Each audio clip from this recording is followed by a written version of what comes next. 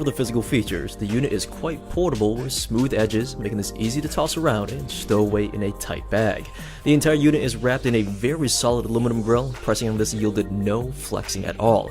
Now there's two drivers that I can see on the front here, but there's nothing on the rear despite again being wrapped all the way around in aluminum, and no sound comes out the rear just to clear that up. Now on the bottom and the top is a matte finish which looks simple yet classy.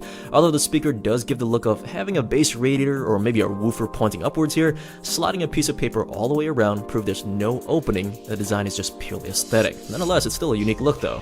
Looking over the buttons, they're all touch sensitive and they all work very well. When the unit is on, the unit glows a very bright white and not a cheap dim looking LED.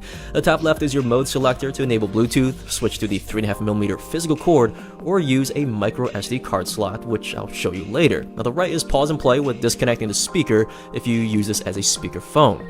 And the bottom two are for skipping songs left and right, and that blue ring in the middle here is also touch sensitive. It's a volume dial which worked perfectly fine. Just rotate your finger here.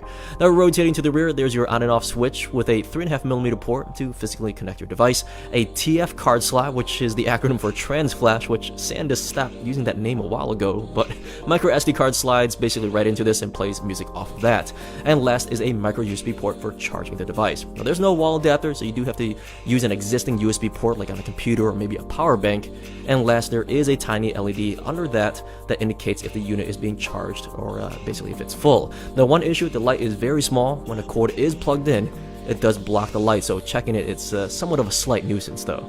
Now regarding battery life, the SoundBox is claiming up to 12 hours of battery life in general. Like all my Bluetooth speakers I test, I did leave this on at 50% volume from a full battery to dead, and I personally achieved 14 hours and then I just stopped. Now regarding range, I did walk from one side of the house to the other, went downstairs, and had the signal pass through several walls with my Samsung S7, and no problems at all. That's about 40 linear feet.